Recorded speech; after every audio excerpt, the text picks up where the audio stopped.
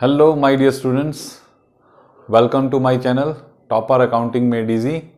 आज हम partnership accounting का जो चैप्टर कर रहे हैं उसके अंदर एक नया टॉपिक लेकर आए हैं आपके लिए, जिसके अंदर हम अगर बैलेंस शीट के अंदर हमें वर्कमैन कंपनसेशन रिजर्व और इन्वेस्टमेंट फ्लक्चुएशन फंड दिया हो तो हम उसका क्या अकाउंटिंग ट्रीटमेंट करते हैं। डियर स्टूडेंट्स, ये जो WCR है, वर्कमैन कंपनसेशन रिजर्व, जिसको शॉर्ट में हम WCR भी बोलते हैं, एंड इन्वेस्टमेंट फ्लक्चुएशन फंड, जिसको कि हम शॉर्ट में IFF बोलते हैं, ये आगे आपके जितने भी चैप्टर्स आएंगे, चाहे वो एडमिशन हो, चाहे रिटायरमेंट हो, चाहे डेथ हो, हर एक चैप्टर के अंदर इसका अकाउंटिंग ट्रीटमेंट बहुत इंपॉर्टेंट है। और अक्सर एग्जाम में अगर हम इसमें ध्यान ना दें तो गलती होने के पूरे चांस रहते हैं। तो आइए आज इस चैप्टर के अंदर, आज के इस लेक्चर के अंदर हम WCR का ट्रीटमेंट पार्टनरशिप फर्म के अंदर जब भी प्रॉफिट शेयरिंग रेशियो चेंज होती है तो वहां पर उसको कैसे अकाउंटिंग ट्रीटमेंट उसका किया जाता है, तो वो आज सीखेंगे। जैसा कि हमारा चैप्टर चल रहा है change in profit sharing ratio of existing partner, तो इसके अंदर मैंने आपके लिए एक एग्जाम्पल लिया है जिसमें ABC 3 पार्टनर हैं जिनकी रेशियो है 2:2:1। They have decided to share equally from 1 April 2020। इसकी हमें बैलेंस शीट गिवन है, जिसमें फिलहाल अभी हम वर्कमैन कंपनसेशन रिजर्व को क्या ट्रीटमेंट करना है वो देखेंगे।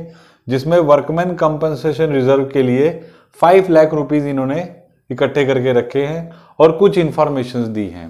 तो सबसे पहले before start of this lecture मैं आपसे एक बार फिर बोलता हूं कि आप जो है मेरे चैनल को सब्सक्राइब कीजिए, शेयर कीजिए, लाइक कीजिए, ताकि इसका बेनिफिट मैक्सिमम स्टूडेंट्स को मिल सके। तो सबसे पहले हम जो WCR के बारे में पढ़ते हैं, तो WCR होता क्या है?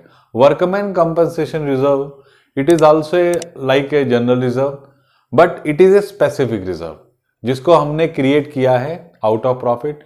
आपको मैंने पहले भी बताया है कि जितने भी प्रॉफिट्स होते हैं, जितने भी रिजर्व्स होते हैं, चाहे वो WCR रिजर्व हो या किसी भी टाइप का रिजर्व्स हो, यानी अगर जनरल रिजर्व्स हैं या स्पेसिफिक रिजर्व्स हैं, सभी रिजर्व्स को आउट ऑफ प्रॉफिट क्रिएट किया जाता है। तो क्योंकि ये WCR जो रिजर्व है, इस रिजर्व का रिलेशन जो है वर्कर से है, तो इसको रिजर्व करने का या इसको क्रिएट करने का जो मेन ऑब्जेक्टिव है वो ये है कि इन फ्यूचर में पार्टनरशिप फर्म के अंदर अगर वर्कर्स को लेकर कोई भी लाइबिलिटी क्रिएट होती है तो फर्म को उस लाइबिलिटीज को पे करने के लिए एक अलग से रिजर्व रखना पड़ता है, या वो रखते हैं रिजर्व, ताकि फर्म की जो फाइनेंशियल पोजीशन है उसको वर्कर्स से आने वाली रिलेटेड कोई भी लाइबिलिटी या अनएक्सपेक्टेड एक्सपेंडिचर है फर्म की फाइनेंशियल पोजीशन को इंपैक्ट ना करे। तो यहाँ इस क्वेश्चन के अंदर फर्म ने ऑलरेडी 5 लाख रुपीस का WCR क्रिएट करके रखा है जो आउट ऑफ प्रॉफिट क्रिएटेड है। तो हमें उसको वेरियस केसेस में स्टडी करना है। तो हम इसके अंदर फर्स्ट केस लेते हैं, केस 1, जिसके अंदर आपको गिवन है कि no information given. No information given का मतलब है कि जिस दिन आप अपना प्रॉफिट शेयरिंग रेशियो चेंज कर रहे हैं, आपके पास एक रिजर्व क्रिएटेड है और उसके बारे में कोई भी दूसरी इंफॉर्मेशन नहीं है कि उसके अगेंस्ट में कोई लाइबिलिटीज है या नहीं है। तो हम पहले भी पढ़ चुके हैं कि कोई भी रिजर्व हो, अगर उसके अगेंस्ट में कोई लाइबिलिटी डिसाइडेड नहीं है और वो आउट ऑफ प्रॉफिट क्रिएट है अगर, और पार्टनर्स ने अपना प्रॉफिट शेयरिंग रेशियो चेंज किया है, तो आप सिंपली क्या करते हैं, जो भी रिजर्व हो उसको पार्टनर्स को उनकी ओल्ड रेशियो में डिवाइड कर देते हैं। मैं पहले आपको बोल रहा हूं क्योंकि ये ओल्ड प्रॉफिट्स में से क्रिएटेड है, तो हम इसको ओल्ड रेशियो में ही डिवाइड करेंगे। तो फर्स्ट केस में आप क्या जनरल एंट्री पास करेंगे, WCR को आप डेबिट कर देंगे, WCR अकाउंट डेबिट, और ये तीनों के तीनों पार्टनर्स को उनकी ओल्ड प्रॉफिट शेयरिंग रेशियो में डिवाइड कर देंगे, to A's capital account, to B's capital account और टू C's कैपिटल अकाउंट। अब ये कुल मिलाकर 5 लाख रुपीस का हमारे पास रिजर्व है। इसको हम अगर डिवाइड करते हैं तीनों पार्टनर्स में तो it will be divided in the ratio 2:2:1। तो इनकी रेशियो में अगर हम इसको डिवाइड करते हैं तो 2 लाख रुपीस का रिजर्व इसको मिलेगा, 2 लाख रुपीस का रिजर्व इसको, और 1 लाख रुपीस का रिजर्व इसको। तो इस तरह से ये पूरा रिजर्व डिवाइड हो जाएगा और नई फर्म के अंदर बैलेंस शीट में कोई भी रिजर्व नहीं बचेगा। तो ये रहा हमारा पहला केस, जिसके अंदर हमें कोई भी अकाउंटिंग इंफॉर्मेशन ना दी हो, तो हमें सिंपली WCR को पार्टनर्स को उनकी ओल्ड रेशो में डिवाइड कर देना है। अब हम बात करते हैं सेकंड केस की, जिसमें क्या है कि क्लेम डिटरमाइंड है 4 लाख रुपीस, यानी आपने WCR के अंदर 5 लाख रुपए इकट्ठे करके रखे हैं और आपको पता लगा कि on the date of change in profit sharing ratio workers को लेकर जो लाइबिलिटीज डिटरमाइंड हुई है वो कितनी डिटरमाइंड हुई है, 5 लाख रुपीज, सॉरी, वो डिटरमाइंड हुई है लाइबिलिटीज 5 लाख रुपीज। अब आपके पास रिजर्व भी 5 लाख का है और आपकी लाइबिलिटीज भी 5 लाख डिसाइड हुई है, तो आप क्या करेंगे, जितना भी पैसा आपके पास रिजर्व है उसको उठाकर आप ट्रांसफर कर देंगे लाइबिलिटीज में, यानी आपको कुछ भी नया लॉस क्रिएट करने की जरूरत नहीं है। जितना भी पैसा आपके पास है वो सारा का सारा पैसा उठाकर आप डाल देंगे अपनी लाइबिलिटीज में। तो उसके लिए हम केस 2 के अंदर क्या जनरल एंट्री पास करेंगे, आप WCR को क्लोज कर दीजिए, WCR account debit to liabilities for worker. तो ये 5 लाख रुपीज हमने डेबिट कर दिए और 5 लाख रुपीज ही नई लाइबिलिटीज में क्रिएट हो गए। तो याद रखिएगा कि इसमें हमने पार्टनर्स को कुछ नहीं देना, जितना भी पैसा रिजर्व में हमने क्रिएट करके रखा था, जो बचा कर रखा था, वो पूरा का पूरा लाइबिलिटीज में कन्वर्ट हो गया और हमें किसी भी तरह का कोई लॉस नहीं हुआ। क्योंकि अगर मान लीजिए ये रिजर्व नहीं होता और आपके पास एक लाइबिलिटी आती तो आपको 5 लाख रुपए रिवैल्यूएशन अकाउंट में डेबिट करने पड़ते, जो कि हमें नहीं करने पड़ेंगे। क्यों? क्योंकि उसके लिए हमने पहले से ही रिजर्व क्रिएट करके रखे हुए हैं। तो ये 2 केसेस रहे, जिसके अंदर पहला केस जिसमें आपके पास कोई इंफॉर्मेशन गिवन नहीं होगी तो उसमें पूरा का पूरा पैसा आप पार्टनर्स को बांट देंगे, और सेकंड केस के अंदर जितना आपके पास रिजर्व है उतनी ही आपकी लाइबिलिटी है, तो आप सिंपल WCR को क्लोज कर देंगे और उसकी जगह एक लाइबिलिटीज क्रिएट कर देंगे, लाइबिलिटीज फॉर वर्कर, और ये लाइबिलिटीज पार्टनर्स की नई बैलेंस शीट के अंदर दिखाई जाएगी। तो ये 2 केस रहे। इसके बाद हम बात करते हैं थर्ड और फोर्थ केस की, उसमें क्या रहेगा एक बार उस पर भी नजर मार लेते हैं।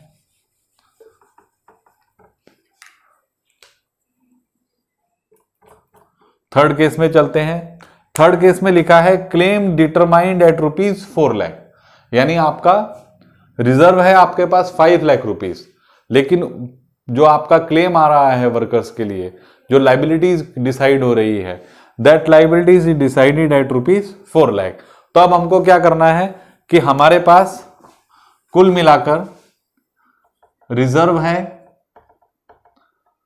5 लाख रुपीस का, जिसमें से 4 लाख रुपीस की लाइबिलिटीज डिसाइड हो गई। तो जो आपका बचा हुआ है 1 लाख रुपीस का रिजर्व है, ये अनयूटिलाइज्ड है, तो इसको हमें क्या करना है, पार्टनर्स को, क्योंकि इसके अगेंस्ट में कोई लाइबिलिटीज नहीं है, तो ये पार्टनर्स को आप उनकी रेशो में बांट सकते हैं। तो अब यहां पर क्या जनरल एंट्रीज हो जाएगी थर्ड केस के अंदर, तो आप क्या करेंगे, सबसे पहले WCR को डेबिट कर देंगे, WCR account debit, workman compensation reserve account debit to liabilities for worker, ये आपने डाल दिया। तो ये 5 लाख रुपीस का रिजर्व है, जिसमें से 4 lakh rupees liabilities for worker में चला गया। अब बाकी जो बच जाता है 1 लाख रुपए का रिजर्व, इस रिजर्व को आपने क्या करना है, पार्टनर्स को उनकी, क्योंकि ये अनयूटिलाइज रिजर्व है, तो आपको क्या करना है कि इसको पूरा का पूरा पार्टनर्स को ट्रांसफर कर देना है। तो यहां हम नेक्स्ट एंट्री पास कर देंगे इसी के अंदर, to A's capital account, to B's capital account, to C's capital account. तो आप 1 लाख के रिजर्व को इनकी ओल्ड रेशियो में बांट देंगे, दैट इज 2:2:1। तो 40,000 आप इसको दे दीजिए, 40,000 बी को दे दीजिए और 20,000 सी को दे दीजिए। आप नरेशन चाहे तो लिख सकते हैं कि बीइंग WCR एडजस्टेड, सिंपल लिखिए, जितनी हो सके नरेशन उतना सिंपल लिखने की कोशिश कीजिए। तो बीइंग WCR बीइंग एडजस्टेड। तो इस तरह से ये थर्ड केस भी हमारा क्लोज होता है। यहां पर जिसके अंदर हमारा जितना WCR है उससे कम लाइबिलिटीज अगर डिटरमाइंड होती है। अब हम इसके लास्ट केस में चलते हैं, जिसमें क्या है कि आपके पास WCR तो है 5 लाख रुपए का, लेकिन आपका क्लेम डिटरमाइंड हो रहा है 6 लाख रुपीज। तो यहां पर जितना भी पैसा हमारे पास WCR में पड़ा हुआ था उससे ज्यादा लाइबिलिटीज हमारी क्रिएट हो रही है। तो उस कंडीशन में हमको क्या एंट्रीज पार्ट करनी पड़ेंगी, एक बार देख लेते हैं। आप याद रखिए कि जर्नल एंट्रीज में जो भी एंट्रीज आप करते हैं हमेशा उसका परफॉर्मा बनाकर करने की आदत डालिए, क्योंकि यही आदत आपके एग्जाम में भी काम आती है। देखिए, अब आपके पास WCR में लाइबिलिटीज हैं ओनली 5 लाख, यानी आपके पास रिजर्व है 5 लाख का, लेकिन लाइबिलिटीज कितनी है, लाइबिलिटीज है 6 लाख रुपीस की। इसका मतलब हमको रिवैल्यूएशन करने पर 1 लाख रुपए का लॉस हुआ। हमारे सामने एक नई लाइबिलिटी क्रिएट हुई है, जिस लाइबिलिटी का नाम क्या है, लाइबिलिटी फॉर वर्कर, और उसका अमाउंट कितना है, उसका अमाउंट है 6 लाख रुपीस। अब हमारे पास ऑलरेडी WCR में उसके लिए पैसा रखा हुआ है 5 लाख रुपीस, तो इसका मतलब 1 लाख रुपए का हमको और लॉस हो रहा है। तो उस लॉस को हम क्या करेंगे, जैसा कि हमने रिवैल्यूएशन अकाउंट में पढ़ा है कि जब भी change in profit sharing ratio में के केसेस में कोई भी अगर लाइबिलिटी क्रिएट होती है तो वो लाइबिलिटीज हमें पार्टनर को रिवैल्यूएशन अकाउंट में डेबिट करनी होती है। तो हम यहां पर एंट्री पास करेंगे, WCR account debit, revaluation account debit. WCR में 5 लाख, इसमें 1 लाख, और कुल मिलाकर लाइबिलिटी फॉर वर्कर्स 6 लाख। तो ये आप पहली एंट्री पास कर देंगे। इसके बाद ये हमने लाइबिलिटीज क्रिएट कर ली 6 लाख रुपीस की, क्योंकि हमें इसके अंदर 1 लाख रुपीस का लॉस भी हुआ है। तो आपको मालूम है कि जब भी प्रॉफिट शेयरिंग रेशियो चेंज हो और रिवैल्यूएशन अकाउंट में किसी भी तरह का कोई भी लॉस होता है तो उस लॉस को हम पार्टनर्स को उनकी ओल्ड रेशियो में ट्रांसफर करते हैं। तो रिवैल्यूएशन अकाउंट के अंदर जितना भी लॉस है आप इसको पार्टनर को बांट देंगे, तो एंट्री हो जाएगी A's capital account debit, B's capital account debit, C's capital account debit to revaluation account. तो यहां पर पार्टनर्स को ट्रांसफर होने वाला लॉस है 1 लाख रुपीस, जिसमें 40,000 ए को मिल जाएगा, 40,000 बी को मिल जाएगा और 20,000 सी को मिल जाएगा। तो इस तरह से ये वो केसेस हैं जो कि हमें WCR के से रिलेटेड आगे भी पढ़ने को मिलेंगे और इस टॉपिक में भी हैं ये, पर थोड़ा सा डिफरेंस रहेगा, बट बेसिक कंसेप्ट यही रहेंगे जो कि वर्कमैन कंपनसेशन के ट्रीटमेंट में हमने अभी सीखे हैं। आइए अब हम बात करते हैं नेक्स्ट ट्रीटमेंट जो है treatment of investment fluctuation fund. Investment fluctuation fund का क्या ट्रीटमेंट होता है, इसके बारे में जानने से पहले हम लोग ये जान लेते हैं कि इन्वेस्टमेंट फ्लक्चुएशन फंड होता क्या है। देखिए, हम क्या करते हैं कि हमारे पास जितना भी पैसा सरप्लस रखा होता है बिजनेस के अंदर, उस पैसे को हम एज एन इन्वेस्टमेंट बिजनेस से बाहर कहीं ना कहीं इन्वेस्ट कर देते हैं। तो उस इन्वेस्टमेंट में अगर किसी तरह का कोई भी डाउन आता है प्राइस में, या किसी वजह से उसके जो प्राइजेज हैं अगर मान लीजिए फ्लक्चुएट हो जाते हैं, तो उस फ्लक्चुएशन से होने वाले अगर कोई लॉसेस हैं तो उनको हम लोग कवर करने के लिए, ताकि वो जो लॉसेस हैं बिजनेस को अफेक्ट ना करें हमारी फाइनेंशियल पोजीशन को, तो इसके लिए पार्टनर क्या करते हैं, जब कभी भी उनके पास सरप्लस प्रॉफिट्स होते हैं तो उन सरप्लस प्रॉफिट में से कुछ अमाउंट इन्वेस्टमेंट फ्लक्चुएशन फंड में डाल देते हैं। तो इसका क्या ट्रीटमेंट रहेगा, जब भी किसी पार्टनर की आपस में प्रॉफिट शेयरिंग रेशियो चेंज होगी तो उसको हम कैसे ट्रीटमेंट करेंगे। तो उसके लिए एक वापस मैंने एक प्रैक्टिकल क्वेश्चन लिया है आपके लिए, ताकि उसके माध्यम से उसके थ्रू हम लोग उसका पूरा का पूरा क्या पॉसिबल अकाउंटिंग ट्रीटमेंट हो सकता है उसको सीख लें। आपके ABC 3 पार्टनर है जिनकी रेशियो है 2:2:1। न्यू रेशियो उनकी चेंज हो रही है 1:1 में। बैलेंस शीट दे रखी है। आपके पास इन्वेस्टमेंट है 8 लाख रुपीस की, जिसमें इन्वेस्टमेंट फ्लक्चुएशन फंड आपने क्रिएट किया हुआ है 1 लाख रुपीस। तो क्या वेरियस केसेस होंगे आपके पास, जिसमें पहला केस हमने लिया है कि आपके पास कोई भी इंफॉर्मेशन गिवन नहीं है, यानी इन्वेस्टमेंट का प्राइस क्या फ्लक्चुएट हुआ, मार्केट प्राइस उसका क्या है, ठीक है, इसके बारे में आपको क्वेश्चन में कुछ भी गिवन नहीं है। तो जब आपके पास कोई भी इंफॉर्मेशन गिवन नहीं है तो आप क्या करेंगे, जो भी इन्वेस्टमेंट फ्लक्चुएशन फंड आपके पास रखा हुआ है तो केस 1 के अंदर उस इन्वेस्टमेंट फ्लक्चुएशन फंड को डायरेक्टली आप पार्टनर्स को ट्रांसफर कर देंगे। तो उसके लिए क्या एंट्री पास करेंगे हम लोग, investment fluctuation fund account debit to A's capital to B's capital to C's capital. आपके पास 1 लाख रुपीज का इन्वेस्टमेंट फ्लक्चुएशन फंड है, इसको आप बांट देंगे 2:1 की रेशो में। तो 40,000 रुपीज ए को मिल जाएगा, 40,000 बी को मिल जाएगा और 20,000 सी के अकाउंट में ट्रांसफर हो जाएंगे। कंसेप्ट वही है कि क्योंकि इसके इन्वेस्टमेंट के प्राइस में कोई भी फ्लक्चुएशन नहीं हो रहा, तो इन्वेस्टमेंट फ्लक्चुएशन फंड IFF जो है वो एक तरह से एक्यूमुलेटेड प्रॉफिट्स हैं आपके, जिनको आपने बचा के रखा हुआ है। तो जैसा कि हम पहले भी पढ़ चुके हैं कि जो भी एक्यूमुलेटेड प्रॉफिट्स हैं वो पार्टनर्स को ओल्ड रेशियो में डिवाइड कर देने हैं। अब हम बात करते हैं केस 2 की, जिसमें इन्वेस्टमेंट का रिवैल्यूएशन तो हुआ है, बट जितनी वो हमने एट कॉस्ट पे परचेज करके रखी है, तो जब हमने उसको मार्केट में रिवैल्यूएट किया तो उसका कॉस्ट वापस उतना ही आया जो कि हमारे पास बुक्स में अवेलेबल है। तो यहाँ पर इस केस में भी क्या है, इन्वेस्टमेंट की जो वैल्यू है उसमें किसी तरह का कोई भी फ्लक्चुएशन नहीं हो रहा। तो हमको क्या करना है, क्योंकि जब मार्केट में जब आपकी इन्वेस्टमेंट का कोई प्राइस ही फ्लक्चुएट नहीं हुआ, सेम प्राइस पे ही रिवैल्यूड हुई है, तो आपके पास जो भी इन्वेस्टमेंट फ्लक्चुएशन फंड है उसको क्या करेंगे, आप पार्टनर्स को बांट देंगे। तो केस 1 हो या केस 2 हो, मैं बीच में और लिख देता हूं कि दोनों ही केसेस में सेम एंट्रीज पास की जाएंगी। क्लियर हुआ ये आपको।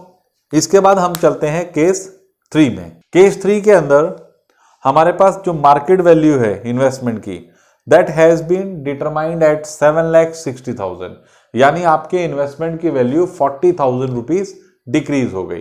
तो देखा जाए तो ये एक लॉस है आपके लिए, लेकिन क्योंकि हमने investment fluctuation fund already create करके रखा है, तो इस केस में हम क्या करेंगे कि जो आपका होने वाला जो रीवैल्यूएशन का लॉस है उसको रीवैल्यूएशन अकाउंट में ना दिखाकर आपका जो इन्वेस्टमेंट फ्लक्चुएशन फंड है उसके अंदर उस अमाउंट को एडजस्ट करेंगे। तो हम क्या करेंगे, आपके पास इन्वेस्टमेंट फ्लक्चुएशन फंड में 1 लाख रुपीज हैं, तो आप क्या करेंगे, इन्वेस्टमेंट फ्लक्चुएशन फंड अकाउंट को डेबिट कर देंगे। कितना, पूरा का पूरा आपने 1 लाख रुपीज खत्म कर दिया। इसमें से 1 लाख रुपीज में से आपका 40,000 रुपीज, क्योंकि इन्वेस्टमेंट की वैल्यू आपकी 40,000 रुपीज डिक्रीज हुई है, तो आप क्या करेंगे, इन्वेस्टमेंट अकाउंट में 40,000 रुपीज क्रेडिट कर देंगे। इसके बाद आपका बचा हुआ इन्वेस्टमेंट फ्लक्चुएशन फंड कितना है, 60,000, जो कि अभी भी अनयूटिलाइज्ड है, अनस्पेंट है, तो उसको आप क्या करेंगे, पूरा का पूरा पार्टनर्स को ट्रांसफर कर देंगे। तो यहां पर to A's capital to B's capital to C's capital. तो आपके पास कितना रह गया, 60,000। 60,000 को आप 2:1 की रेशो में डाल दीजिए, तो ये डिवाइड बाय 5 हो गया। तो 24,000 रुपीज ए को मिल जाएंगे, 24,000 बी को मिल जाएंगे और 12,000 रुपीज सी के अकाउंट में क्रेडिट हो जाएंगे। तो इस तरह से ये इन्वेस्टमेंट फ्लक्चुएशन फंड को आप इस तरह से एडजस्ट कर देंगे। तो केस 3 भी क्लियर हुआ आपको। ये था आपका केस 3। तो केस 3 में आपने ये देखा कि अगर आपकी मार्केट प्राइस ऑफ इन्वेस्टमेंट जितना भी कम हो रहा है, अगर रिजर्व उससे ज़्यादा है, तो उसके अंदर होने वाला जो भी फ्लक्चुएशन है आपको रिजर्व अकाउंट में ही एडजस्ट करना है और बचा हुआ रिजर्व जो है वो पार्टनर्स को ट्रांसफर कर देना है। चलिए अब चलते हैं, इसके बाद हम केस 4 पे। अब केस 4 में क्या होता है, एक बार पढ़िए आप। तो क्या करेंगे केस 4 के अंदर? देखिए, अब केस 4 की बात मैं करता हूं, तो केस 4 के अंदर क्या है कि इन्वेस्टमेंट रिवैल्यूएड एट ₹6,80,000, यानी आपकी जो इन्वेस्टमेंट है उसका प्राइस गिरकर 6,80,000 हो गया। यानी यहां पर हमको होने वाला लॉस कितना है रिवैल्यूएशन में देखा जाए तो 1,20,000, क्योंकि आपकी मार्केट इन्वेस्टमेंट एट कॉस्ट है 8 लाख रुपीस और आपका रिवैल्यूड प्राइस है 6,80,000। तो यहां पर आपको इन्वेस्टमेंट के प्राइस में कितना लॉस हुआ? 1,20,000 का, जबकि आपके पास ऑलरेडी इन्वेस्टमेंट के अंदर 1 लाख रुपीस का रिजर्व पड़ा हुआ है in form of investment fluctuation fund. तो आप क्या करेंगे, इसमें जो टोटल लॉस हो रहा है 1,20,000 का, उसमें से 1 लाख का लॉस एडजस्ट कर देंगे कहां पर? इन्वेस्टमेंट फ्लक्चुएशन फंड के अंदर, और बाकी जो बचा हुआ 20,000 का लॉस है वो आप ट्रांसफर कर देंगे रीवैल्यूएशन अकाउंट में। तो केस 4 में क्या एंट्री पास हो जाएगी? Investment fluctuation fund account debit. आप उसको डेबिट करके खत्म करिए, कितना है? 1 लाख रुपीस, जबकि आपकी इन्वेस्टमेंट की वैल्यू जो खत्म हो गई वो कितनी है? 1,20,000। तो इसका मतलब आपका रीवैल्यूएशन अकाउंट में लॉस कितना हुआ due to change in price of investment? 20,000। ठीक है, तो यहां पर आकर ये ट्रीटमेंट खत्म हो जाता है। लेकिन आपको ये मालूम है कि यहां पर आपका रीवैल्यूएशन अकाउंट में 20,000 का लॉस हुआ, तो आप क्या करेंगे? क्योंकि ये जितने भी लॉसेस जो रीवैल्यूएशन अकाउंट में होते हैं उनको हमें पार्टनर्स को ट्रांसफर कर देना होता है। तो हम क्या करेंगे, ये लॉस पार्टनर्स को बांट देंगे। A is capital account debit, B is capital account debit, C is capital account debit to revaluation account. और रीवैल्यूएशन अकाउंट में लॉस कितना है आपको? 20,000। 20,000 को आप 2:2:1 की रेशियो में डिवाइड कर देंगे, तो ये मिलेगा ए को 8,000, बी को 8,000 और सी को 4,000। तो ये आपका वो भी केस हो गया जिसके अंदर आपका इन्वेस्टमेंट के अंदर रीवैल्यूएशन से होने वाला लॉस अगर आपके इन्वेस्टमेंट फ्लक्चुएशन फंड से ज़्यादा है तो जितना लॉस है उसमें पहले आप इन्वेस्टमेंट फ्लक्चुएशन फंड के अंदर एडजस्ट करेंगे, उसके बाद भी अगर लॉस बचता है तो उस लॉस को आप रीवैल्यूएशन अकाउंट में डेबिट करेंगे। चलिए अब चलते हैं हमारे लास्ट एंड फाइनल केस के ऊपर, केस 5, जिसके अंदर हम लोग देख रहे हैं कि इन्वेस्टमेंट का जो रीवैल्यूएशन हुआ है, इन्वेस्टमेंट का रीवैल्यूएशन हुआ है 8,50,000 में, 8,50,000 में। तो यहां पर जब हमने इन्वेस्टमेंट का मार्केट प्राइस कैलकुलेट किया तो it is more than the book value of our investment. तो हमारे को क्या है, रीवैल्यूएशन में प्रॉफिट हो रहा है और ऑलरेडी हमारे पास इन्वेस्टमेंट फ्लक्चुएशन फंड पड़ा हुआ है। तो इसमें हमें दो काम करने पड़ेंगे। पहला तो आप इन्वेस्टमेंट फ्लक्चुएशन फंड जिसकी अब हमें जरूरत नहीं है क्योंकि हमें इसमें किसी तरह का लॉस नहीं हुआ रीवैल्यूएशन में, तो हम क्या करेंगे, वो पूरा का पूरा इन्वेस्टमेंट फ्लक्चुएशन फंड पार्टनर्स को बांट देंगे। और सेकेंडली रीवैल्यूएशन अकाउंट में जो इन्वेस्टमेंट की वैल्यू बढ़ गई उसकी वजह से जो प्रॉफिट हुआ है उसकी एंट्री करेंगे और वो वाला जो प्रॉफिट है उठाकर पार्टनर्स को ट्रांसफर करेंगे। तो कुल मिलाकर हमें इस केस के अंदर 3 एंट्रीज पास करनी चाहिए। तो हम इन एंट्रीज को कैसे पास करेंगे देखते हैं एक बार। तो इस केस में हम पहली एंट्री पास करेंगे क्योंकि हमको यहां पर इन्वेस्टमेंट फ्लक्चुएशन फंड की जरूरत नहीं है। तो investment fluctuation fund account debit to A is capital, to B is capital, to C is capital, जैसा कि हम केस 1 में भी कर चुके हैं बिल्कुल वैसे ही ट्रांसफर कर देंगे। 1,40,000, 40,000, 20,000। इसके बाद जब हमने अपनी मार्केट प्राइस से इन्वेस्टमेंट की वैल्यू को कंपेयर किया तो we found a profit of 50,000। तो हम क्या करेंगे, इन्वेस्टमेंट की वैल्यू को 50,000 रुपीज इंक्रीज कर देंगे, इन्वेस्टमेंट डेबिट हो जाएगी क्योंकि ये रीवैल्यूएशन अकाउंट के थ्रू किया जाएगा। तो रीवैल्यूएशन अकाउंट क्रेडिट हो जाएगा अब हमें मालूम है कि रीवैल्यूएशन अकाउंट में हमें 50,000 का प्रॉफिट है, तो इस प्रॉफिट को हम रीवैल्यूएशन अकाउंट डेबिट करके पार्टनर्स को ट्रांसफर कर देंगे। तो entry will be revaluation account debit to A's capital to B's capital to C's capital, और कुल मिलाकर ये 50,000 का प्रॉफिट वापस ध्यान देना है पार्टनर्स को, उनकी ओल्ड रेशियो में देना है। तो 20,000 will be with A, 20,000 to B and 10,000 to C। तो इस तरह से हमारा थर्ड केस भी कंप्लीट हुआ, जिसके अंदर हमने लास्ट केस भी कंप्लीट हुआ, जिसके अंदर हमने ये देखा कि इन्वेस्टमेंट की वैल्यू अगर बढ़ जाती है तो उस कंडीशन में इन्वेस्टमेंट फ्लक्चुएशन फंड को हम एज इट इज बांट देते हैं। जो भी प्रॉफिट होता है that is credited to revaluation account, और रिवैल्यूएशन अकाउंट का जो प्रॉफिट है that is transfer to partners capital. तो these are the most probable cases of investment fluctuation fund in case of partnership account.